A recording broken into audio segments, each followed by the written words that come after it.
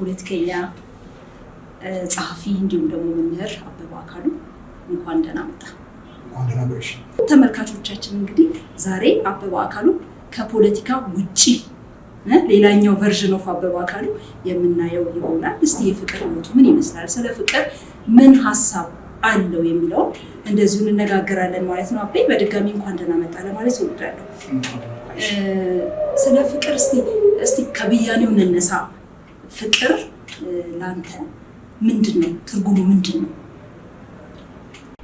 እንግዲህ በጣም በርካታ ፍቅር አይነቶች አሉ። አንድ አራቱ የፍቅር አይነቶች ከመለኮታዊ ፍቅር እስከ ኢሮስ እስከምንለው የፍቅር ግንኙነት እስከ ጋብቻ የሚያደርሰው ፍቅር ስናይ በጣም ጥልቅ የሆነ ጥበብ ነው። ፍቅር ከውቅያኖስ የሚሰፋ ትርጉም ያለው ፍቅር ዝም ብለን አጥብበን የምናየው አይደለም። ፍቅር ሰጥቶ መቀበልን ይፈልጋል። ፍቅር ወደ ራሱ አያደላም፣ ለሌላው ሰው ነው የሚጨነቀው። ይህን ማድረግ ስንችል ነው እንግዲህ ወደ በፍቅር ህይወት ውስጥ የምንኖረው። ክርስቶስም እኔ በፍቅር ኑሮ ነው እኔ በፍቅር ተቀበልኳችሁ በፍቅር ኑሮ ነው እና አይ ቲንክ መለኮታዊ ፍቅር የሰው ልጅ ምድር ላይ ያለው ተቃራኒ ጾታ ፍቅርም አብሮ የሚይዝ ነው እና እኔ እንግዲህ በእምነትም አንጻር ኤደን ገነት ላይ የተገናኙት አዳምና ሔዋን ናቸው እና ከግራ ጎን ተሰጠው ፍቅር እንዲያድርበትም አድርጎት ነው። ባያፈቅራት ኖሮ አዳም ሔዋንን አሜን ብሎ አይቀበልም ነበር እና ከዛ ነው የጀመረው። ከእምነት አንጻር ስንወስደው በምድር ላይ ያለው የሰው ልጅ ከመቼ ጀምሮ ነው በሳይንሱ ጋር የተፋቀረ እሱ ሌላ እንትን ነው፣ ሰፊ እንትን ይጠይቃል። ነገር ግን ፍቅር በተለይ በተቃራኒ ጾታ መካከል ያለው ፍቅር መቼም የማይቆም የሚቀጥል ነገር ግን ስርዓት የሚበጅለት ትልቅ ጥንቃቄ የሚጠይቅ ከስብራት የምንታደገው ነው ፍቅር ማለት እና የተቃራኒ ጾታ ፍቅር በወጣትነት ዘመናችን ያሳልፍናቸዋል። እኛ ያለፍንበት ዘመን፣ የእኛ አባቶች ደግሞ ያሳልፉበት ዘመን፣ አሁን ያለው ጀነሬሽን ደግሞ እያሳለፈ ያለበት ዘመን በጣም ሰፊ ልዩነት አለ። ቴክኖሎጂ የሰለጠነ ሲመጣ፣ ዓለም የሰለጠነ ሲመጣ ፍቅርም ራሱ ትርጓሜውን እያጣ ሲመጣ እና ከዚህ አንጻር ፍቅር ለእኔ በጣም ትልቅ ጥልቅ የሆነ ከውቅያኖስ የጠለቀ ስፋትና ጥልቀት ያለው ብያኔ ያለው ጥሩ ሀሳብ ነው የነሳው። እጅግ በጣም ሰፊ ነው፣ ረቂቅም ነው። ፍቅር ቃሉ አንድ ይሁን እንጂ በጣም ረቂቅ ነው፣ ሰፊ ትርጓሜ ያለው ነው። ሁሉም ሰው በራሱ መንገድ ይተነትነዋል፣ በራሱ አንደርስታንዲንግ ልክ ነው የሚኖረው ፍቅርን ማለት ነው። እኔ እንግዲህ አስተማሪ ነኝ፣ አንተም ታውቃለህ፣ አንተም መምህር ነህ። ስለ ናውን ስንማር ወይም ስናስተምረው ጭምር አብስትራክት ነው ይባላል ፍቅር ማለት ነው። የማይዳሰስ የማይጨበጥ ነው ፍቅር። ሰላም፣ ነፃነት፣ ጦርነት፣ ሌሎች መገለጫዎች አሉት እንጂ የምትነካው የምትዳሰሰው ስም አይደለም። ስለዚህ የፍቅር መገለጫ አለው ማለት ነው። ዝም ብሎ ሪሰርች ለማካሄድ ሞክሬ ነበር። አንዳንድ ሰዎችን ስጠይቅ ፍቅርን እንዴት ነው የምትገልጹት? የምትወደውን ሰው ወይም የምትወዳትን ሴት በምን ልክ ነው ፍቅር የምትገልጽላት? መገለጫውስ ምንድን ነው የሚለውን ነገር ጠይቄ ነበረ እና አንዳንድ ሰዎች ምን አሉ? ፍቅር በቃ የምወዳትን ሴት በመሳብ ነው የምገልጸው፣ ከሴክስ ጋር በማገናኘት የገለጹ ሰዎች አሉ። ከዛ ባለፈ ደግሞ አንደርስታንድ የምታደርገኝ ሴት በዛ ውስጥ ፍቅሯን አያዋለው ያለኝም ሰው አለ። እንደውም አንዱ ምን አለኝ፣ ሐኪም ወይም ምንድነው ፋርማሲስት የሐኪምን የሕክምና ፕሪስክሪፕሽን አንደርስታንድ በሚያደርገው ልክ የምትረዳኝ ሴት ነች የኔ ሚስት የምትሆነው ወይም ጮኛ የምትሆነው፣ በዛ ውስጥ ፍቅሯ ይገለጻል ብሏል። እና ፍቅር መገለጫዎቹ ምንድን ናቸው ብለህ ታስባለህ አንተ? የፍቅር መገለጫዎች አይ ቲንክ በጣም እንደ ሰው ስሜት ይለያያል። እኔ ጋር ያለው የመገለጫ ስሜት ሌላው ጋር ላይኖር ይችላል። ሌላው ጋር ያለው ደግሞ እኔ ጋር ምናልባት መጠኑ ሊያንስ ይችልም። አይ ቲንክ ሰው ፍቅር ስንትን ሲለው በውስጡ የሚሰማውን ስሜት በገቢር ማሳየት መቻል አለበት። በገቢር የሚታይ ነገር መሆን አለበት። ከብዙ ነገር ጋር እናያይዘዋለን። እኔም አንዳንዶችን ሳይ 50% ከግብረ ሥጋ ግንኙነት ጋር የሚያያዩ ሰዎች አሉ። ለፍቅር ምክንያት የሆኑ ነገሮችንም የራሳቸው እንትን ያወጣላቸዋል፣ የራሱን መመዘኛ። ነገር ግን ፍቅር ሰጥቶ መቀበልን ነው የሚጠይቀው። ሰጥቶ መቀበልን የሚጠይቀውን ፍቅር ሴት ልጅ እሷን አምኖ ተቀብሎ ወይም የእሷን ማንነት ተቀብሎ እሷም የእሱን ማንነት ተቀብላ አቻችሎት መኖር ሲችሉ ነው ፍቅር የሚባለው። ፍቅር በጸብም ይታጀባል። ብቻውን ዝም ብሎ ለሞት ፍቅር የለም። በጸብ የታጀበ ነው። በጸብም የታጀበ ነው። በክርክር የታጀበ ነው። እሱ ደግሞ ድምቀቱ ነው፣ ውበቱ ነው። ዝም ብለን እንደው ክርስቶስ እንኳን ከደቀ መዛሙርቱ ጋር ይጋጭ ነበር። ኃይለኛ ንግግርም ይናገራቸው ነበር። አፍቅረውት እየተከተሉና በትዳር ውስጥም በፍቅር ውስጥም ጸብ አለ እና ያን ጸብ ለውበት መጠቀም ነው አንዱ የፍቅር አካል አድርገን መውሰድ ነው ያለብን። ፖዚቲቭ ነገር እንዳለ ሁሉ ኔጋቲቭ የሆኑ ነገሮችም እንዳለ፣ ነገር ግን ቀጣይነት ስር ሰዶ ፍቅርን እንዳያበላሽ ጥንቃቄ ማድረግ የሚያስፈልገውና ፍቅር ሰጥቶ መቀበል ነው የምለው። ሰው ያፈቀራት ሴት የምትፈልገውን ነገር ማመን ማወቅ መቻል አለበት። ያን ለማድረግ መጣር አለበት። መቼም ከአቅም በላይ የሚሆነ እንትን ውስጥ አይገባም። ወንዱም የሚፈልገውን ነገር ሴቷ ልትረዳለት ይገባልና ፍቅር መተሳሰብ ነው፣ አንዱ ለአንዱ ማሰብ ነው። ስለዚህ ይሄን ማድረግ በጣም ተገቢ ነው እና በተለይ ደግሞ ሴቶች ሴንሲቲቭ ናቸው ከኛ ከወንዶች ይልቅ። ሴቶች የእነሱን ሴንሲቲቭ ፓርት በደንብ ማወቅና ትሪት ማድረግ መረዳት ያስፈልጋል። እሱን መረዳት ካልቻል ትዳር ህይወት ሲሳካ ህይወት ነው፣ ሲሰምር ህይወት ነው። ሳይሳካ ሲቀር ግን በችግር የታጀበ ሲሆን ጊዜ እሱ ሞት ነው የሚሆነው። በጣም አስቸጋሪ ነው፣ መራር ነው የሚሆነው እና ወደ ከፋ ነገርም ሊያደርስ ይችላል። ምክንያቱም የሰው ልጅ መጀመሪያ ላይ በወጣትነታችን አፍቅረን በሚኖረን ግንኙነት በጣም ትኩስ ነገር እናልፍና ወደ ትዳር ዓለም ሲገባ በጣም ብዙ ስንክሳር አለው። ልጆች ሲመጡ ቤተሰብ እንትን ሲል ኑሮው ትንሽ በብዙ አቅጣጫ የሚታሰብበት ነገር ሲመጣ እንቅፋቶች ይበዛሉ። እነኛን ተግዳሮቶች በትዕግስትም በፍቅርም ማለፍ ያስፈልጋል። ፍቅር የዛን ጊዜ ነው የሚለካው ሚዛን እና ያንን ማለፍ ሲቻል ነው ቤተሰብም መገንባት የሚቻለው፣ ለሀገርም መትረፍ የሚቻለው። ስለዚህ እኔ ፍቅር ታዋቂው ደራሲ ሐዲስ ዓለማየሁ ፍቅር እስከ መቃብርን ዘመን አይሽሬ የሆነ መጽሐፍ ጥሎናል። እንደ ዳዊት ደጋግመን አንብበነዋል። ቋንቋና ስነ ጽሁፍ እኔም አንቺም ስናጠና በብዙ መልኩ ሪሰርች ሰርተንበታል። በብዙ እንትን ፍቅር እስከ መቃብር የሐዲስ ዓለማየሁ የበዛብህና የሰብለ ወንጌል ፍቅር እኮ ከጎጃም ተነስቶ አዲስ አበባ የመጣው እስከ መቃብር ድረስ ነው። ዛሬ እንዲህ አይነቱ ፍቅር አለ ወይ? አሁን ዛሬ ያለው ፍቅር ናስሪት ይመጣ ሂድ ሲሉት የሚል ትንሽ እንኳን ማኔጀብል ነው አይደል? ማኔጀብል ሰሞኑን ይጀምራል።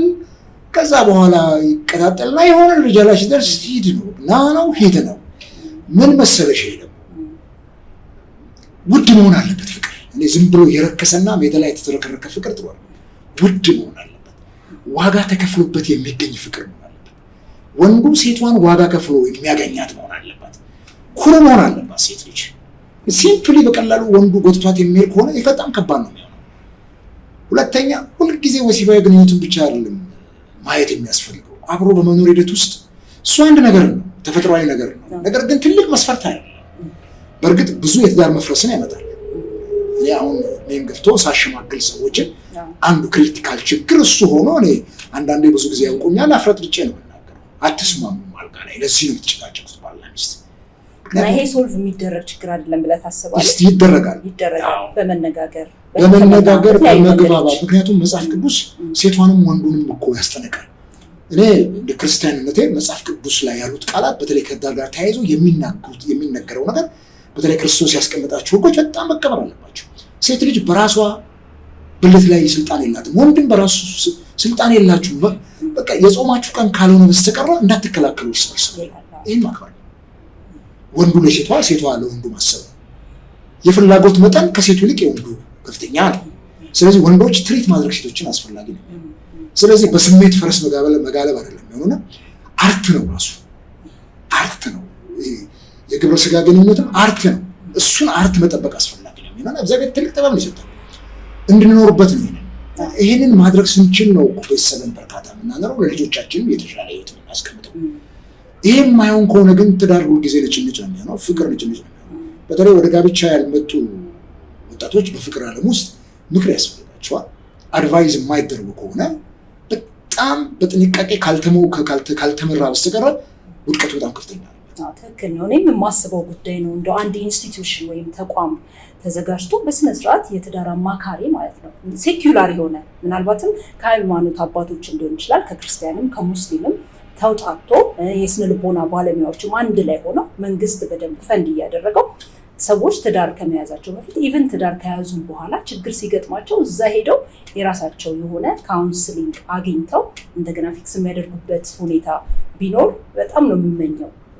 በደንብ በመንግስት ደረጃ ማለት ነው። ምክንያቱም የሁላችንም እንትን ስለሆነ እኔ ከማግባቴ በፊት ከትዳር ጋር የተያዙ ሃይማኖታዊ የሚሆኑ የሳይንስ መጽሐፍቶችን በጣም አነብ ነበር።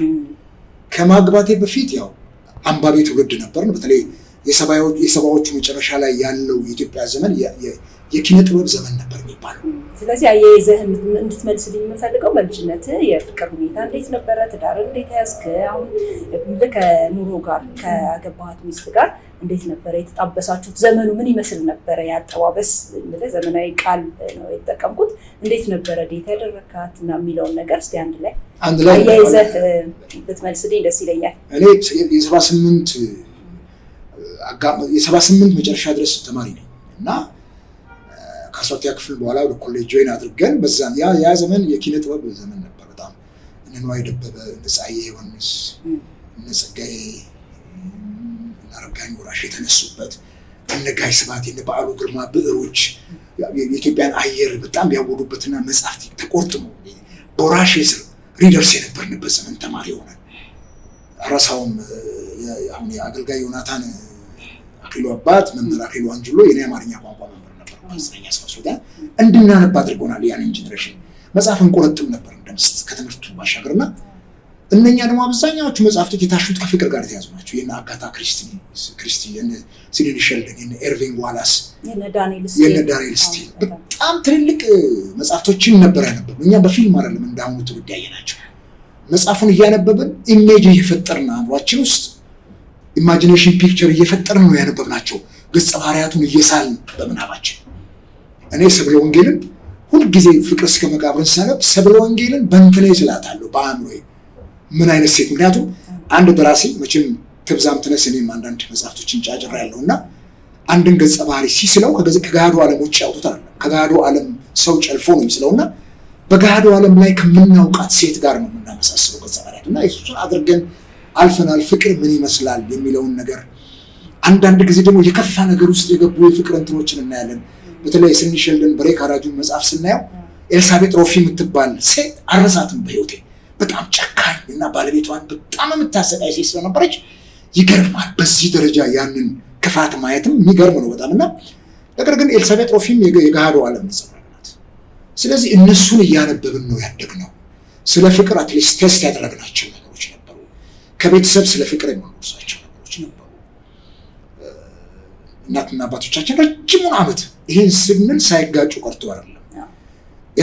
እኔ ከኔ ባለቤት አሁን አብራኝ ካለችው ልጆች እናት ባለቤት ጋር ከመገናኘት ፊት አባትና እናቴ ወንድ ልጅ ነኝ ያሉት እና አንድ ወንድ ልጅ አለ፣ አራት ወንድ ልጅ እናቴ ሞቶባታልና አንዳንዴ በጣም ኃይለኛ ናት እናቴ።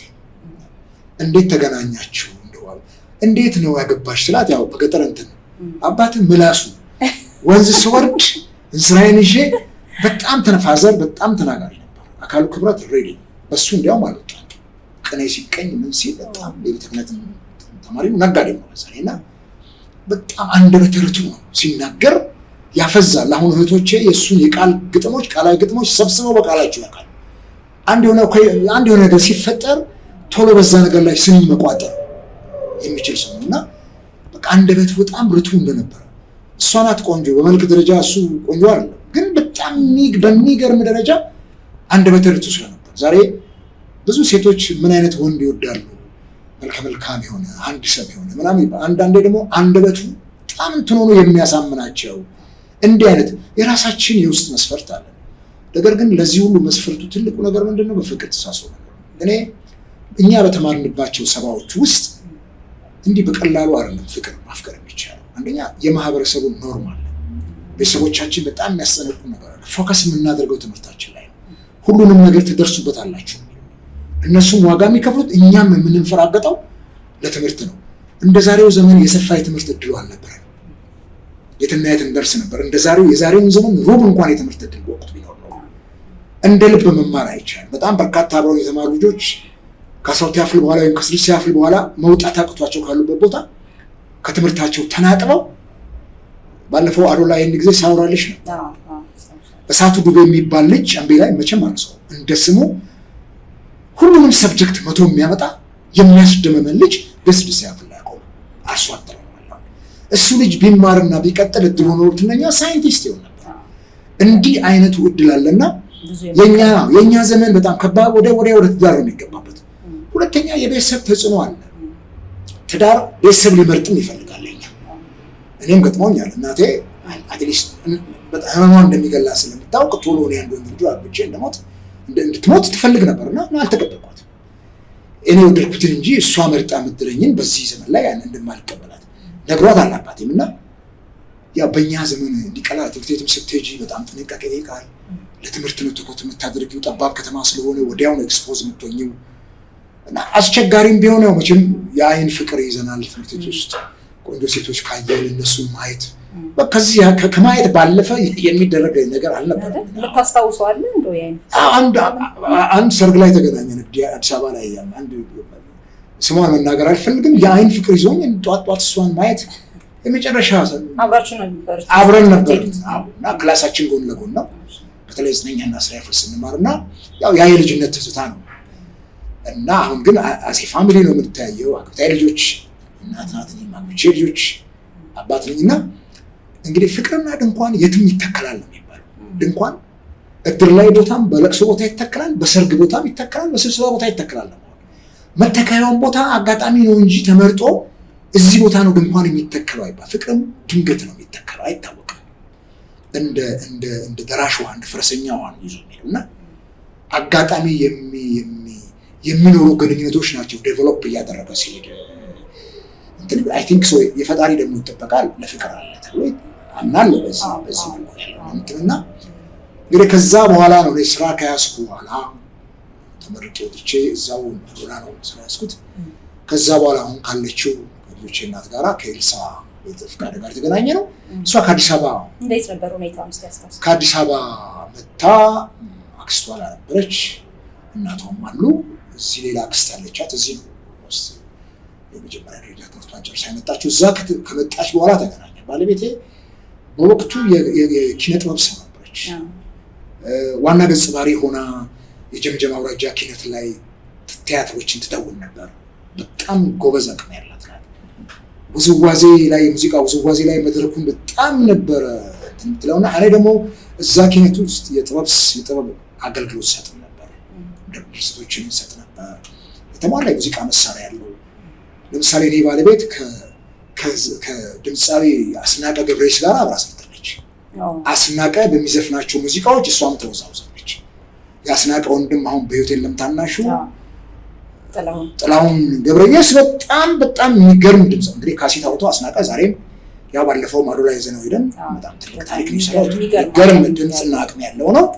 በተለይ የጥላሁን ሙዚቃ ሲጫወት ሆኖ ነው የሚጫወተውና ጥላሁን የዛን ጊዜ አስናቀን እዛ የኪነ ጥበብ ቡድን ውስጥ ነው የጀምጀም አውራጃ የኪነት ቡድን የተሟላ የሙዚቃ መሳሪያ የነበረው በጣም ትልልቅ የሙዚቃ ሰዎች አንደኛ እነ ጸጋዬ መርጊያ የወጡበት ከተማ ነው ያለው።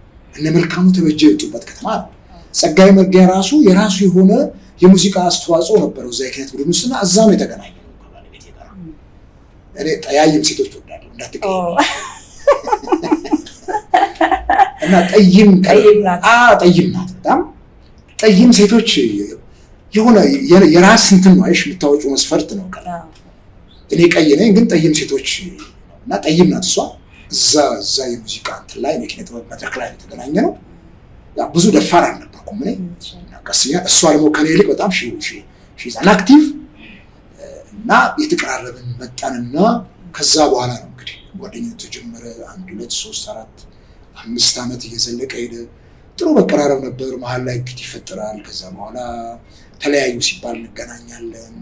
እንደዚህ የሆነ መጣና ከዛ በኋላ መጨረሻ ላይ እኔ እናት አባቴ ከሞቱ በኋላ ወደ ጋብቻ ማለት ነው።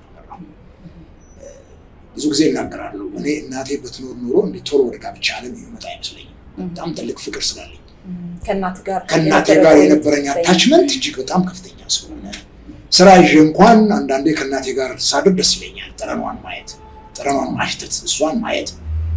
ብዙ ጊዜ ስትታመም እሷን በማስታመም እጄ ላይ በጣም ብዙ የሞተችውም እጄ ላይ ስለሆነ ለእናቴ ያለኝ ፍቅር በጣም ከባድ ነውና እናቴን እንደ እናትም እንደ ሚስትም ነበር ማየትና ያው እሷ ከሞተች በኋላ የግድ ሀዘኑን መርሳትም ነበረብኝ። እህቶቼም ለእኔ ያላቸው ስሜት በጣም ከፍተኛ በመሆኑ እንድጎዳ አይፈልጉም ነበርና እንግዲህ ከእሷ ጋር ወደ ትዳር መጣን። የእሷን ቤተሰቦች አክሴፕት አደረጉ። ከመገባታችን በፊት ከቤተሰቡ ጋር መቀራረብ ጀመርን። በዚህ መልኩ እዚህ አዲስ አበባ መጥቼ ካሉት ቤተሰቦቿ ጋር በደንብ መቀራረብ ጀመር። በዚህ ሁኔታ የተባባን ሄደን ኦልሞስት ረዥም ዓመት በጓደኝነት ውስጥ ቆይተን የተጋባን 7-8 ዓመት ያክል ቆይተን እና ለምን አይጋቡም እስከምንባል ድረስ። ከዛ በኋላ ነው እንግዲህ የትዳር እንትኖችን በደንብ ፈትሽ ነበር። ምን መሆን አለበት ትዳር? ጊዜ ሊወስድብህ የቻለው በምን ምክንያት ነው? በደንብ መጠናናት አስፈላጊ ነው። ራስን መቻል በትዳር ውስጥ አስፈላጊ ነው። ልጆች ይመጣሉ።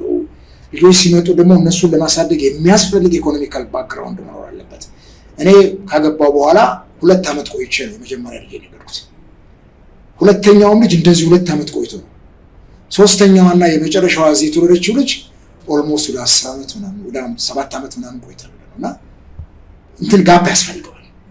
ምጣኔም ያስፈልገዋል። ቤተሰብ ሰው በአቅሙ መጠን ነው የሚያሳድገው። ይሄ በአንዱ የሽንት ጨርቅ አንዱ ያድጋል ተብሎ የሚታሰብበት እሱ አይሰራም። ልጅ በድሎ ያድጋል የሚለውም ነገር አይሰራም። በድል የሚታደግ ነገር የለውም። ተሰርቶ በደንብ ከበር ተደርጎ ነው። ይሄ አስፈላጊ ነው። አዎ ልክ ነው። እንደው አንዳንዴ አቅሙም ስላለኩ ብዙ ልጅ መውለድ የሚጠበቅብህ ሁኔታ ያለ አይመስለኝም። ምክንያቱም ክሊንተን ምንድን ነው ያለው አንድ ልጅ እና ለምንድን ነው ማትጨምረው ሲባል አቅም አይፈቅድም። ከዚህ በላይ ከዚህ ልጅ በላይ ማሳደግ አልችልም። አቅም ማለት በገንዘብ ብቻ ነሰሰርሊ ላይሆን ይችላል። ጊዜ መስጠት ማድረግ አለብህ ውጤታማ ለማድረግ ማለት ነው ልጆቹ። ስለዚህ በትክክል እንደዛ ነው ምን ያለበት ነው ማስበው። ባለቤቴ የመጀመሪያውንም ሁለተኛውም ልጅ እዛ አዶላ ነው የተወለዱት። ሶስተኛው ናት የተወለደችው። ሁለቱንም ልጆች ስትወልድ እኔ ነኝ ያረስኳት። ትልቋ እህቴም ልታረስ ቤት መጣ፣ እናቷም ሊያረሱ ቤት መጣው። ለሊት ተነስቼ ለነሱም ጭምር ቁርስ ሰርቼ ነበር ወደ ስራ የምገባውና እሳቸው አማች ቤት እንዲመዋረድ የለብኝም ብለው ሄዱ። ያው እህቴ ቅርበትም ስላላት ገንፎ አፍቼ አጥሚት ሰርቼ ትችላለህ በደንብ እጅግ በጣም ሊጣፍኩቼ እንጀራ ጋግራለሁ። ይሄንን ያ ማህበረሰብ ሊቀበለው ብዙ እንትን አላለም ነበር። እኔ ጋር ሲመጡ ምግብ ስራ ያኛል። አንዳንድ ወንዶች ያው ራሳቸውን እንትን ስለሚያው ምንድነው ወንድማችሁ አንዳንድ ሴት ሆነ እኮ ምናምን ይሏቸውና እሱ ተውት የፈረንጅ ኑሮ ባነበበው መጠን ነው የሚለው። አሁንም እሰራለሁ። የቴ ምግብ ይዤ ገብቼ ምናምን በደንብ ራስሰርቼ በጣም ኩክ አደርጋለሁ። እኔም ልጆቼ እኔ ሲሰራም ደስ ይላቸዋል። ባለቤትስ ትቀበላለች? ይሄንን ደስ ነው የሚላት። ያስ ያው እኛ ወንዶች ከቅቤው ጠቀም ስለምናደርግ እንደነሱ እንደናንተ አንቆጥብምና የኛ ነገር ይጣፍጣልና ይገርም ነው በጣም። ይሄንን ይሄ ነው ፍቅር ሰጥቶ መቀበል። ሴት ልጅ ስታረግዝ ከጎኗ መቆም። ምክንያቱም ውበታችሁ እንትን ይላል ይቀንሳል። ልጅ በማሳደግ ትጎሳቆላላችሁ። ሼር ማድረግ ሳይኮሎጂካሊ ቻይልድ ኦርፋን እንትን ላይ ቻይልድሁድ ላይ ሳይኮሎጂ ኦልሞስት ኤጁኬሽናል ሳይኮሎጂ ስንማር ህፃናት ልጆች ወንድ አባት ህፃናት ልጆቹ እንዲያፈቅሩት ሰውነታቸውን ማጠብ አለበት። እናት ጡት ነው የምታጠበው። ጠረኗን ስለሚወስዱ ጡቷን ስለሚጠቡ እናታቸውን በጣም ይወዳሉ። አባት ደግሞ ገላቸውን በማጠብ ገባሽ የእነሱን ገላ በማሸት ፍቅሩን ልጆቹ ይሰጣል። በደንብ አታችመንቱ ይሄንን አደርገው ነበር። ልጆቼን በወዳቸው አስተኝቼ ያሽ ምክንያቱም ሁለቱም ልጆቼ በተከታታይ ወንድ ልጅ ብቻ ስላለው አዚፍ እንደ ወንድሜ ነው ይወጣል። I was happy ወንድ ልጅ በተከታታይ ሰዎች አሁንም ብታያቸው ጓደኛ ይመስሉት እናታቸውን አጥፎ ሲሄዱ ቦይፍሬንዶቿን ይመስሉትና ከዩኒቨርሲቲ ግራጁዌት አድርገዋል። ማስተርሳቸውን የተማሩ ነው። አሁን ጎበዞች ናቸው። አሁን አንድ ሴት ናት ብርቅ ያለችን፣ እሷ ደግሞ ለእኛ በጣም ብዙዋችን ናት። እንዲህ ያርሸው ልሻል አብሮ በመተሰብ ምክንያቱም የህይወትሽን ከፍተኛውን አካል ሰው ከሚስቱ ጋርና ከልጆቹ ጋር ትዳር። እኔና ባለቤቴ በ1 እና በ2 ዓመት ለፍች ደርሰን ነበር። ከፍተኛ አለመግባባት ተፈጠረ። ውጪ ያነሳለ ነበር እንደው በትዳር ውስጥ ያለውን ቻሌንጅ ያለውን አለመግባባት እንዴት ነው የምትፈታው የሚለውን ነገር ለማንሳት ፈልጌ ነበር። በትዳር ውስጥ መቻቻል የሚባለው ነገር መቻቻል አሁን በሀገር ጉዳይ፣ በሰላም ጉዳይ፣ በጦርነት ጉዳይ ነው። የመጀመሪያው ጦር ሜዳ ቤተሰብ ትዳር ነው። ትልቅ ጦር ሜዳ ነው። ቅድም እንዳልኩሽ ሲመች ህይወት ነው፣ ሳይመች ግን ሞት ነው። ትዳር ጦር ሜዳ እንዳይሆን ሰላም መፍጠር ነው። እዛ ጋ ነው ምክክር ኮሚሽን የሚያስፈልገው። ልጆችም ከደረሱ የኮሚሽኑ አባል ይሆናሉ። መቋቋም አለበት። ስፔሻሊ ወንዶች ባይ ኔቸር ሴቶች ደካማ እንደሆኑ መጽሐፍ ቅዱስ ይናገራል፣ ሳይንሱ ያረጋግጣል። ቶሎ ነው የምታኮርፉት፣ ቶሎ ነው የምትመለሱት እና ኢሞሽን የሚባለው ነገር አለና እዛ ላይ በጣም ቶለሬት ማድረግ አስፈላጊ ነው። በተለይ ወንዶች በጣም ጥንቃቄ ማድረግ መቻል አለባቸው። ሴቶች በጣም ቶሎ የሚነካ ስስ ነገር አላቸውና እሱ ላይ ጥንቃቄ ማድረግ። እናንተ ደግሞ ትንሽ ግንባራችሁን ስሙ፣ ከንፈራችሁን ስሙ። ማባበል ሲምፕል ነገር ነው። በቃ ወዲያው ነው። በጣም ትንሽ ነገር ነው የምንፈልገው። በጣም ትንሽ ብዙ ኮስት አታድርጉ። ወንዱ ነው አስቸጋሪ፣ ለሽምግልናም አንዳንድ አይመችም። ስለዚህ እሱን ነው በደንብ በጥንቃቄ መምራት የሚያስፈልገው እና በጣም አስቸጋሪ ነገር ነው። ኢቭን ልጅ እኮ አልወለድም ገና በመጀመሪያ ዓመታት። ምክንያቱም ያልተለመደ ኤንቫይሮንመንት ነው። ያው ቀን ትገናኛለሽ፣ ትላላሻለሽ፣ ምን በኋላ አብሮ ማደር አብሮ መኖር ሲመጣ መማር ቻሌንጅ አለ። የመጀመሪያው ምዕራፍ ነው እሱ። ስፔሻሊ አንድ ባለትዳር እስከ 7፣ 8፣ 10 ዓመት ድረስ ትልቅ ኃላፊነት አለበት። በእነኛ ዓመታት ውስጥ ነው ትዳር የሚፈርሰው። ኢቭን ልጅ ተወልዶ እንኳን ይፈርሳል። ይኸው እያየን ነው። አሁንም በቅርብ ውስጥ 1፣ 2፣ 3 ሽምግልናዎች አሉ። ትዳር እንዳይፈርስ እየጣርን ያለ ነው ከሰዎች ጋር። ኦልሞስት ከ20 ዓመት በኋላ ምናምን ከ15 ከ20 ዓመት በኋላ ብትገፊው ራሱ ለመፍረስ በጣም አስቸጋሪ፣ ፐርሰንቱ በጣም ትንሽ ነው። በስተርጅና የሚፋቱ ሰዎች በጣም አስቸጋሪ ነው የሚሆነው። እንዴ ማህበረሰቡስ ምን ይላል? ያ በትዳር ዓለም ውስጥ የተገነባ ስብዕናስ ምንድን ነው የሚሆነው?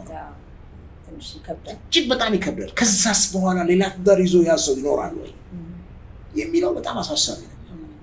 ስለዚህ ከ20 ዓመት በኋላ ኦልሞስት ባልና ሚስት ወንድምና እህትም ጭምር ይሆናል። አይ ቲንክ ባዮሎጂካሊም እኮ ብዙ ዓመት የቆዩ ባልና ሚስት ፊዚካሊም ወደ መመሳሰል እንደሚሄዱ ይነገራል። እኔ በዚህ እንግሊዛውያን በጣም ደስ ይሉኛል። እንግሊዛውያን በመጨረሻ የሚቀርህ ሽማግሌ ውሻህና አሮጊት ሚስትህ ናት ይላሉ። ልጆች ራሳቸውን ችለው ሲወጡ አሁን በታላላቅ እህቶቼ እያየሁ ክፍለ ሀገር አንዳንድ ሲሄድ ባልና ሚስቱ ቁጭ ብለው እህቶቼ ልጆች ወደ 9 ልጅ የወለደች እህት አለች። ሁሉም ራሳቸውን ችለዋልና ድራለችም። ባልና ሚስት ግን ማታ ብቻቸውን ነው አብረን ራስ ስንበላ ይገርመኛል በጣም ብቻቸውን ነው የሚሆኑት። ከዛ በኋላ ያለው ህይወት ደግሞ የወንድምና የእህት አይነት ነው የሚሆነው። ስለዚህ ያ ከባድ ነገር ነው። አንዳንድ ጊዜ በዚህ ዕድሜ ውስጥ አሳልፈው ሄደው የኔ አባት እናቴ በሞቶች በ3ኛውና በ4ኛው ዓመት ኮላፕስ አደረገ።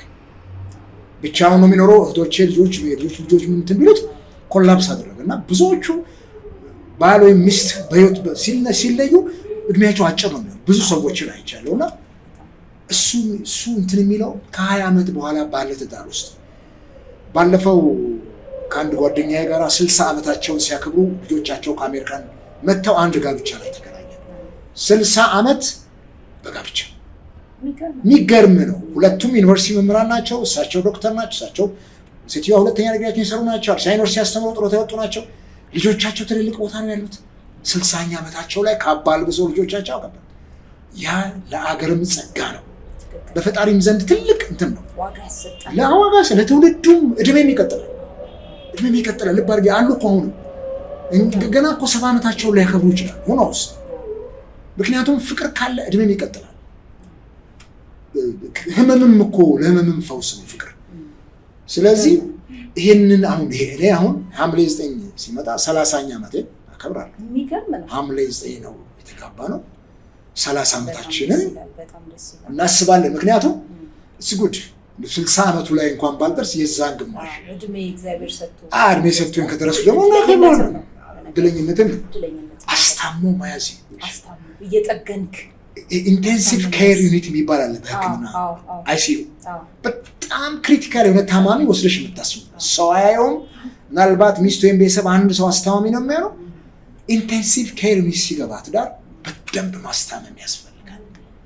እያስታመምን ካላለፍነው በስተቀር ቆርጠን በጣልነው ቁጥር ትውልዱን ቆርጠን እንጥላለን። ትውልዱ ያለ እናት አባት ፍቅር ያድግና ለሀገርም አይበጅም። ዳይቮርስ ማድረግ ደግሞ በዓለማችን ላይ ትልቅ ቁጥር ጋብቻ፣ እጥፍ ቁጥር ደግሞ ልዩንም መለያ። መልካም። አሁን ከቻሌንጆች ጋር በተገናኘ አንድ ጥያቄ ላነሳልህ ፈልጌያለሁ። የአፍሪካ ፖለቲክስ ከባድ ነው። አንተ ደግሞ ፖለቲከኛ ነህ። በዚህ በአፍሪካ ፖለቲክስ ውስጥ እስከ ህይወት መስዋዕትነት የሚያስከፍሉ መዓት ተግዳሮቶች አሉ። መታሰር አለ፣ መሰቃየት አለ፣ መገደል ጭምር እና ቤተሰብ እንዴት ነው ይሄንን ነገር አቻችሎ የኖረው? እስከምን ድረስ ተረድተው አብረን ኖረሃል የሚለውን ነገር ብታነሳልኝ ደስ ይለኛል። እንግዲህ ልሽ አፍሪካ ውስጥ እስፔሻሊ ደግሞ ኢትዮጵያ ውስጥ ፖለቲከኛ ስትሆኝ ያለው አሳር ከባድ ነው በጣም። የታሰርኩ ጊዜ ቤተሰቦቼ ምን ያክል ደሞዝ ቆሙ ብሎ ልጆቼ የለመዱት ነገር ቀንሶ አንዳንዱም ተቋርጦ ከትምህርታቸው በስተቀር አይቻለሁ። እና ቤተሰብ አይ ቲንክ እዚህ ጋር ሊሆንሽ መቻል ማለት እኔ ቆምኩለት ዓላማ እኔ ያመንኩበትን ነገር ባለቤቴ ማመን እና መቀበል መቻሏ ትልቅ ነገር ነው። እዛ ጋር ነው መቻቻል። እንደዛ ነበረ እና ትዝ ይለኛል 2007-6 አካባቢ የታሰርኩባቸው ወቅቶች የምትሰራበት የምታስተምርበት ትምህርት ቤት ድረስ ሄደው የደህንነት ሰዎች የወያኔ የደህንነት ሰዎች ሊያስሯት ሞክረዋል። እንገለዋለን ባለቤትሽን አትከለኪው ሆነ ሰው ያው ሜዳ ላይ ነው ያሉት። ግደሉትና ቀብሬ እንድገላገለው ኢንተሬሳንስ ነው ያላችሁ። እኔ ላስቆ ስለማልችል በሱ እንትን ውስጥ ይሄ የሱ ስሜት ነውና አይ ቲንክ ለምን እንደምታገል ታውቃለች። ልጆች የሚያውቃሉ ለምንም አይደለም። አንዳንድ ጊዜ ያው ያንተ እምነት ሆኖ እንጂ እንደ ሌላው ሰው የሚሞዳሞድ ብትሆን ኖሮ ይሄን የኛም ትልቅ ቦታ እንደርስ ነበር። አይ ቲንክ በደህንነት ውስጥ አንገፋም ነበር ይሉኛልና እሱ ደግሞ ለኔ አይመቸኝም። ፍራንክሊ ስፒኪንግ ለጉራም አይደለም፣ ግልጽ ነው እና ለቀው ነገር ነው። ሰዎች ህሊናቸውን ሸጠው ምልህ ለሌክዠሪ ላይፍ እጃቸውን ሰጥተው እኮ ይሄን አልፈልግ። ይሄንንም ተለምነን ነበር በወቅቱ እስር ቤትም ስንመረመርም ለምነውኛ የመንግስት ቤትም እየሰራው ማት ልምናል። የዛን ጊዜ ላጥ ብለን ዞር ብለሽ ሄደሽ የሆነች ስልጣን ተቀበለሽ መስረቅ ደግሞ ኢትዮጵያ ውስጥ መዝረፍ ኃጢአት አይደለም፣ ወንጀልም አይደለም፣ ኮረፕሽን ነው። ህሊናሽ ሲቀበለው ነው ይሄን ተደርጊና በቃ አልተቀበልኩም፣ ነገም አልቀበልም እስከ ህይወቴ ፍጻሜ ድረስ እና በድህነት ውስጥ ደግሞ የሚገኘው ነፃነት ቀላል አይመስልሽ። ህሊና የሚከሰኝ ነገር ስለሌለ ምንም አልጨነቅ፣ እንደ ልቤ ነው ምኖረው ማህበረሰብ ውስጥ። ማህበረሰቡ በጥርጣሬ በሌብነት አይነ እኔም ማህበረሰብ ውስጥ አንገቴን ቀና አድርጌ ነው። ልጆቼም ነገር ቀና አድርገው ነው የሚሄዱት። አሁንም ቀና ብለው ነው የሚሄዱት። በማህበረሰብ ውስጥ የአበባ አካሉ ልጆች ነን ሲሉ ቀና ብለው ነው የሚሄዱት ኮርተው እና ይሄ ነው እንዲቀበሉ ያደረጋቸው ነው። ሁለተኛ ላይ እቺ ሀገር ትልቅ ሆና ለልጆች የምትመች ሀገር ነጥቶ ስለፈልግ ሌላ ምንም ተልእኮ ኖሮኝ አይደለም እና እቺ ሀገር ለወጣት ትውልድ የምትመች ሀገር፣ አሁን ደግሞ የዘመነ ዓለም ላይ ነው ያለነው። ከድህነት የተላቀች ሀገር፣ ለሁሉም የምትበጅና የምትመች ሀገር፣ ሰላሟ ጤንነቷ የተጠበቀ ፍቅር፣ ዜጎች ለአገራቸው የሚወዱ እንዲሁም ጠልተዋት በየባህሩ የተሰደዱ የሚያልቁ አሁን እንዳለው የፖለቲካ ሲቹዌሽን ከሀገር የተሰደዱ ሲያልቁ ስና የባህር ራት ሲሆኑ ስና የውሃ ላይ በጣም እናዝናለን። ይሄን ትውልድ በፍቅር ይዘነው አገር በፍቅር ብትኖር ይሄ ትውልድ ይላል የውጭውን ዓለም ኑሮ ነው ታይልምና ይሄ የሚጀምረው ከቤተሰብ ከትዳር ነው። ትዳር ላይ አንተ የተሳካ የፍቅር ህይወት የትዳር ህይወት አለ ብለህ ነው አሁን 30 ዓመት እኮ ከነ እንከኑም ከነ እንቅፋቱም ከነ ውስንነቱም ቢሆን 30 ዓመት በቃ የህይወቴን እኮ ግማሹ በአፍሪካ እድሜ ደግሞ ኦልሞስት 3/4ኛውን እኮ በዛ ውስጥ አሳልፈናል። ዛሬ ልጆቻችን የኛ እኩያዎች ናቸው። እኔና ባለቤቴ አንዳንድ ጊዜ ኃይለ ቃል ስንናገር ሳሎን ላይ አባ ማሜ ወደ መኝታ ክፍላችሁ ገብታችሁ ተነጋገሩ የሚሉ ጎረምሶች ናቸው ያሉት። ገባሽ ነው ግቡና ተፊራ ያረጉም ገብተው ለማገዝ ምናምን የለም ያን ሰማችሁ አያስፈልግም ብሎ ቆጥሽ ሽማግሌ አያስፈልግሽም። እነሱ ራሳቸው እንትን ናቸው። ሁለተኛው ልጄ ደግሞ በጣም ሲሪየስ የሆነ ልጅ ነው። የእምነትም ነገር ጋር ከክርስትናውም ጋር የጣበቀ ነው። ሪሊ የጋብቻ ስርዓቱን መፈጸም የሚያስችል ጸጋም ያለው ልጅ ነው እና ደስ ይሉሻል የሚያነቡት ነገር የሚጽፋቸው መጽሐፍቶቹ እያጠናም ያለው አሁን ሶሻል ወርክ ነበር ያጠናውን ሳይኮሎጂ ማስተርሱን እየሰራ ነው። በዚህ በሰው ህይወት ላይ በጣም መስራት ይፈልጋል። ምናልባት እንግዲህ የኔና የእናቱም ኑሮ በውስጡ ያስቀመጠው ነገር ይኖር ይችላል። በተለይ ነፍስ ካወቀ በኋላ የሚያያቸው ይታረቶች እና ነገ እነሱ ትዳር ሲይዙ ደግሞ ከኛ የሚወስዱት ነገር አለ። አባት እናታችን እንዲህ ነበሩ። ስለዚህ አይሽ በጣም በትዳር ውስጥ ቶሎ ወልደው ተፋተው ምን ካሉ የሚያጋጥማቸው የህይወት ክራይሲስ ቀላል አይመስልሽ። ነገ የምትመጣው ሚስት እንደዛ ትመስለዋለች፣ ነገ የሚመጣው ባል እንደዛ ይመስላታልና ተጽዕኖ ቀላል አይደለም። ስለዚህ አንዴ ወደዚህ ምድር ካመጣናቸው ደግሞ በአግባቡ አሳድገን ማለፍ አለብን። ማን ኢዝ ሞርታል? ማንም ሰው እድሜ ልኩን የማቱሳላን እድሜ እንኳን የሚኖር ሰው የለም። እንደዛ 960 ዓመት የተንዘላዘለ እድሜ ዛሬ ኢትዮጵያ ጣራውን ታናቋለ 35 40 ዓመት ነው የሚጣራቸው እና ይህንን እንኳን ትውልድ ተከተን ስናልፍ በትውልድ ቅብብሎሽ አገርንም ለማሳደግ ማህበረሰቡንም ለማስተማርና ለማኖር የግድ ለትዳር ሰው መጉበጥና ኃላፊነት ይሰማል። እኔ አባትና እናት ሲጋቡ ምንም የለንም አለችኝ እናቴ።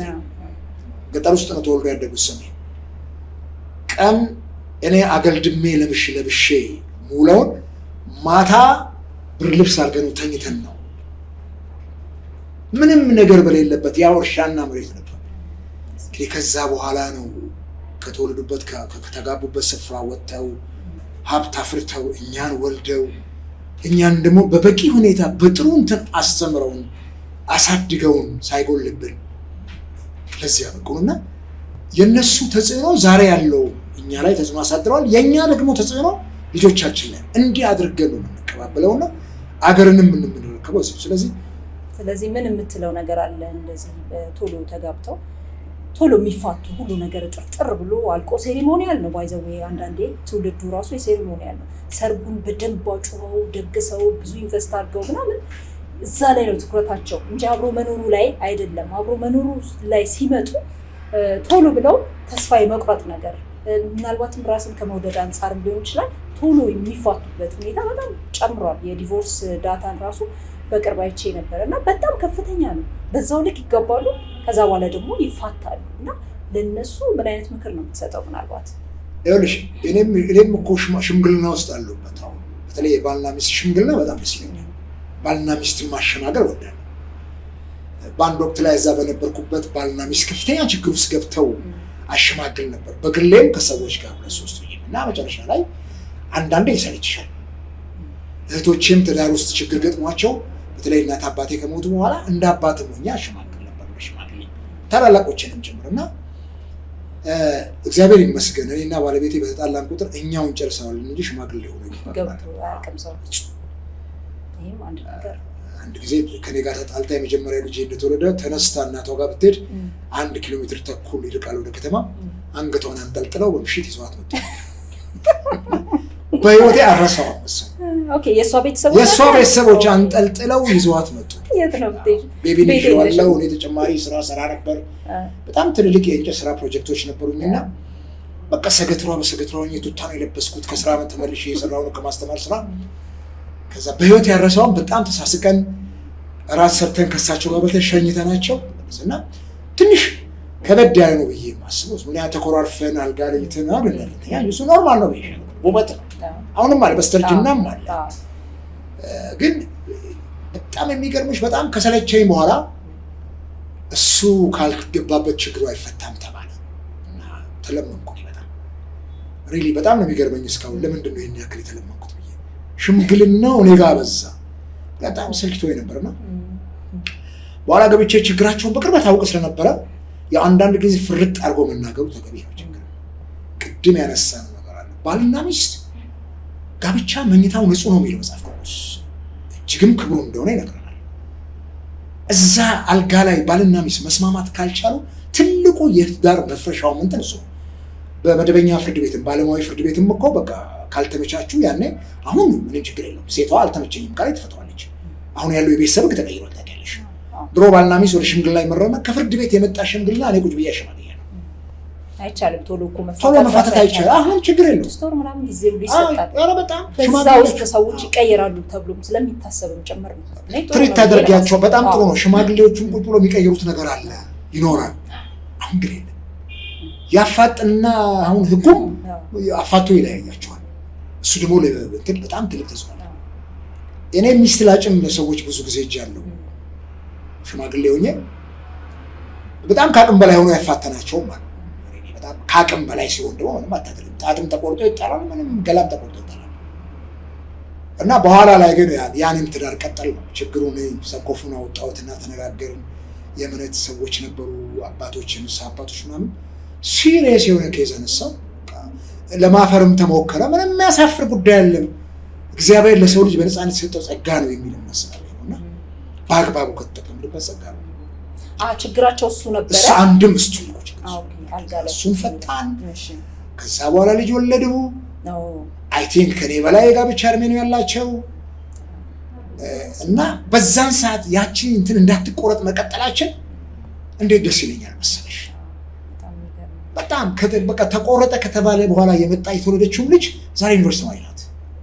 እና እንዲህ አይነት ላይፍ ማየት ተገቢ ነው የሚሆነው።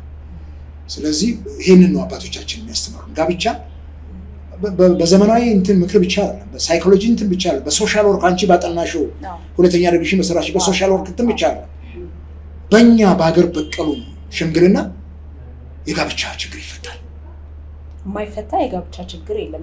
በአንድ ወቅት ፓስተር ቸሬ ምንድን ነው ያለው? ምንም አይነት ችግር ቢገጥመኝ በትዳሬ ውስጥ ትዳሬ ልፈታ አልችልም፣ ምንም አይነት ነገር ኢቨን ቺት ብታደርገኝ ሁሉ ያለበት አጋጣሚም አለ። በቃ አልፈታም፣ ትዳሬን አልፈታም ብሎ የተናገረበት አጋጣሚ አለ። እኔ አንድ ሰርግ ላይ ሄጄ ሰባኪው የሚሰብከው ስብከት የእያንዳንዱን ቤት ህይወት ይነካ ነበር። ሙሽራዋን እየጠሩ በስም እግዚአብሔር የሰጠሽን ጸጋ ትከለኪውና ወዮልሽ፣ እግዚአብሔር እንዴት እንደሚቀጣሽ። በቃ ሰው ለምን ታፍራላችሁ? ይሄ እኮ የሚያሳፍር ጉዳይ አይደለም፣ የሚያሳፍር ነገር አይደለም እኮ። አዳምና ሔዋን እኮ በኤደን ገነት እርቃናቸውን ነበሩ። ነገር ግን ኃጢአት ከሰሩ በኋላ እኮ ነው አይናቸው የኃጢአት አይናቸው ሲገለጥ እርቃናቸውን ሆነው ያሳፍራቸው። እግዚአብሔር በእኛ ሰውነት ላይ የሚያሳፍር ብልት አስቀምጧልን እያሉ በቃ እኔ እንዲህ አይነት የእምነት ሰባኪዎችን በጣም ነው ሰባቸው የትኛውም የእምነት እንትን ላይ።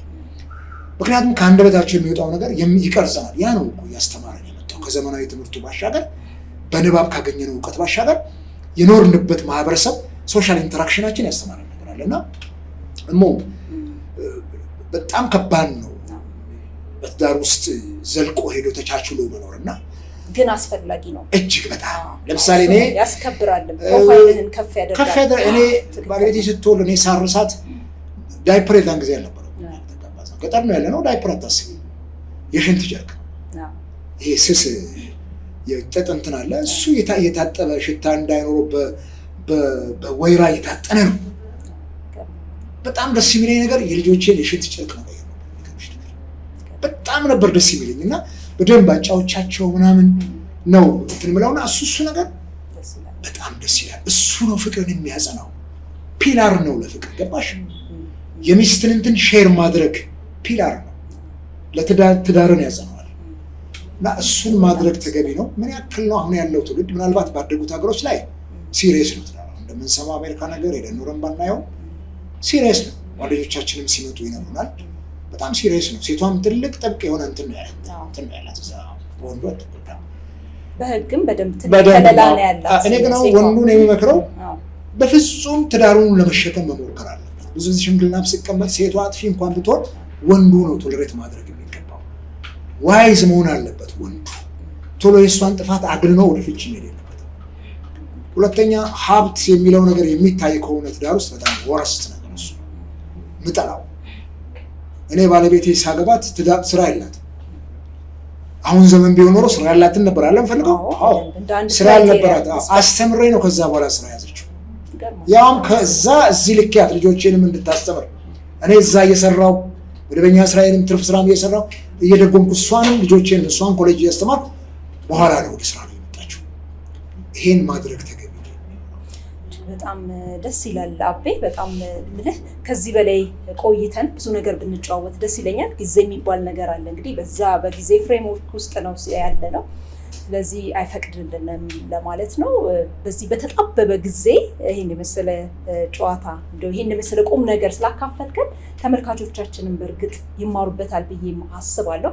እንግዲህ 30 ዓመት በትዳር ቆይታል። ከዚህ በላይም እንደው 50 ዓመትም ኖራችሁ እንደው ብታከብሩ እጅግ በጣም ነው ደስ የሚለኝ። ያንንም እመኛለሁ።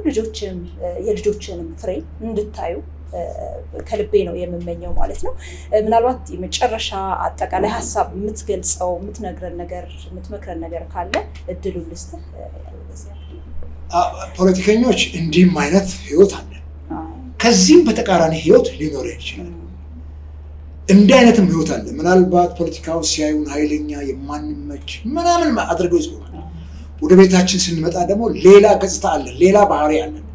በጣም ሊመች የሚችል ዋይዝሊ የምናስብ እኔ ፖለቲከኛ ሆኜ አደባባይ ላይ ስለ ህዝብ ስጮህ ስለ ራሴ ቤት ማሰብ አለብኝ። እኔ በአግባቡ ቤተሰቤን እየመራሁ ነው የሚለውን ነገር ማሰብ ነው ህዝብን ለመምራት። በመጽሐፍ ቅዱስ እንኳን ቄስ ዲያቆን የሚሆነው የአንዲት ሚስት ባል የሆነ ልጆቹንና ቤተሰቡን በአግባቡ መምራት የሚችል ተብሎ ነው። አንድ የሀገር መሪም የራሱን ትዳር በአግባቡ የሚመራ ቤተሰቡን ፕሮፐርሊ የሚመራ ሆናል። ይሄ ካልሆነ ሀገርም አይመራም፣ ሰፈርም ምድርም አይመራም። ከቤተሰብ ነው ማስጠጥ የሚችለው። ቤተሰብ ነው እኮ የሀገር ዋልታና እሱ ነው መመክረው። ወጣቶችን ለማግባት የማትቸኩሉ ሰከን ብላችሁ፣ እኛ ገጠር ስለነበር ቸኩል ነው ይደርሳል። በደንብ አብስሉትና ሂዱበት። የመጨረሻ ሁሉንም ነገር ቀብራችሁ ነው ባህሪያችሁን ዳር የምትመጡት።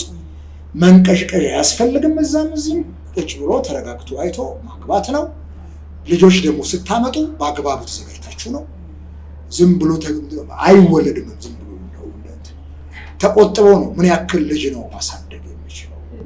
እኔ ከ3 ልጅ በላይ ሬዲ። እሱም 2 ወንዶች በተከታታይ ሲመጡ 1 ሴት ልጅ መሀል መኖር ነበረባት የሚል እምነት ስለነበረንም ተነጋግረን 3ኛ ወለድን። ከዚህ በላይ እንደማልችል በደንብ ተነጋግረን ነው እዚህ ደርሰና እነሱን በአግባቡ አሳድገናል። አሁንም ደጉመን ማስተማር የሚገባንን ራሱን ችሎ የሚኖረውን በደንብ አድርገን እንትን እያልነው አይ ቲንክ ሰው ከ1 ከ4 ከ5 ዓመት በኋላ ከኛ ተገላግለው 3ቱም ራሳቸው ይችላሉ። እኔ እዛን ጊዜ እንግዲህ እንደ እግዚአብሔር ጸጋ በምርኩዝ ምን እንደሚያዘመን አይ ገና ለነገር እንደው ፈረንጆች ምን ይላሉ? you have to swallow your pride ይላሉ። ፕራይድህን ወደ ውስጥ ወጥተህ ነው ከዛ በኋላ ከፓርትነር ጋር በደንብ መኖር ያለብህ። በቃ ዝቅ ማለት አለብህ። ዝቅታን መልመድ መቻል አለብህ። ራሱ ትምህርት ቤት እኮ ነው ለነገሩ ትዳር። እና እጅግ በጣም አመሰግናለሁ አቤ ስለነበረን ቆይታ። በጣም አመሰግናለሁ ለማለት እወዳለሁ። ተመልካቾች የእንግዳ ፕሮግራማችን በዚሁ ያበቃል። ከሌላ እንግዳ ጋር እስከምንገናኝ እንግዲህ መልካም ቆይታ ለማለት እወዳለሁ። ሰብስክራይብ፣ ሼር፣ ላይክ በማድረግ ቶሎ ቪዲዮዎችን እንዲደርሳችሁ እንድታደርጉ ከወዲሁ እነግራችኋለሁ። ትዕዛዝ ግን አይደለም፣ አንዳች ፋይዳ ካገኛችሁበት ነው እንግዲህ ይሄንን ነገር የምታደርጉት። መልካም ጊዜ ይሁንላችሁ።